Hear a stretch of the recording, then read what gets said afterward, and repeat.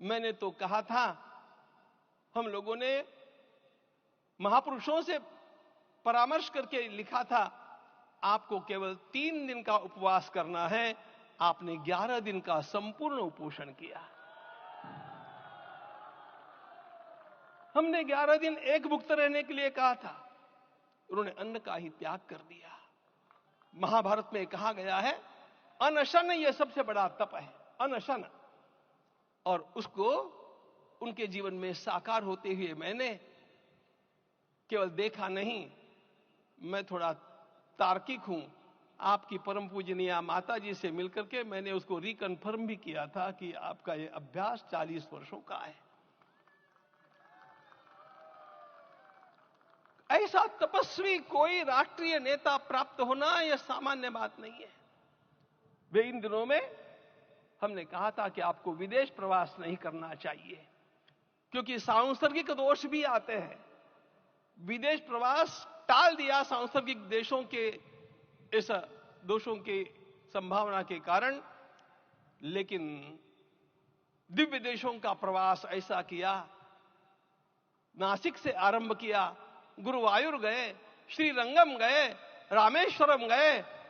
इन सारे स्थानों पर जाकर के वहां के परमाणुओं को लेकर के और पूरी भारत माता के हर कोनों में जाकर के मानो वे निमंत्रण दे रहे थे कि आइए दिव्य आत्माओं, अयोध्या पधारिए और हमारे राष्ट्र को महान बनाने के लिए आशीर्वाद दीजिए।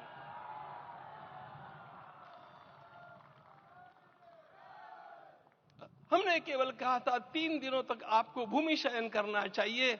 11 दिनों से आप भूमि शयन कर रहे हैं। इस कड़कड़ाती ठंड में इस प्रकार का शयन करना, मित्रों, ब्रह्मा जी ने सृष्टि को निर्माण किया। उस समय उन्होंने एक शब्द को सुना था। भारत की संस्कृति का सबसे मूल शब्द है तप, तप इति। हमारे पूज्य गुरुदेव के गुरुदेव परम गुरु कहा करते थे, कांची के परमाचार्य जी महाराज, तपश्चर। मैं जब भी उनसे मिलता था वे कहते थे तपश्चर। आज तप की कमी हो गई है और उस तप को हमने साकार आप में देखा। मुझे इस परंपरा को देखते हुए केवल एक राजा याद आता है जिसमें यह सब कुछ था, और उस राजा का नाम छत्रपति शिवाजी महाराज।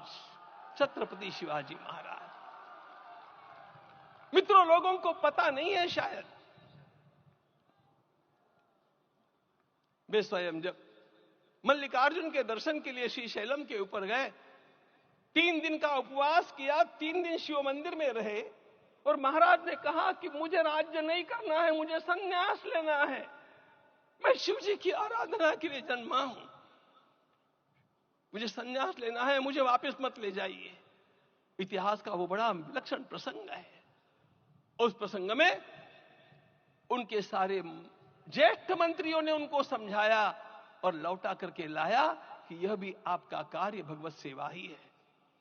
आज हम लोगों को उसी प्रकार के एक महापुरुष ऐसे प्राप्त हुए हैं जिसको भगवती जगदम्बा ने स्वयं हिमालय से लौटा करके भेज दिया कि जाओ भारत माता की सेवा करो। तुम्हें भारत माता की सेवा करनी है। मैं अपने को कभी श्रद्धा रखने के बारे में भावुक नहीं पाता हूं, लेकिन कुछ स्थान ऐसे होते हैं जहां पर आदर के साथ अपना मस्तक अपने आप झुक जाता है। ऐसा एक स्थान हम लोगों को उच्च पदस्थ इस राजर्षि ने जब दिखाया तो मुझे छत्रपति शिवाजी महाराज के गुरु समर्थ रामदास स्वामी महाराज की याद आ गई। उन्होंने शिवाजी का वर्णन किया, निश्चयाचा महामेरु, निश्चयाचा महामेरु, बहुत जनासी आधारू, अखंड स्थितिता निर्धारू, श्रीमंत योगी, श्रीमंत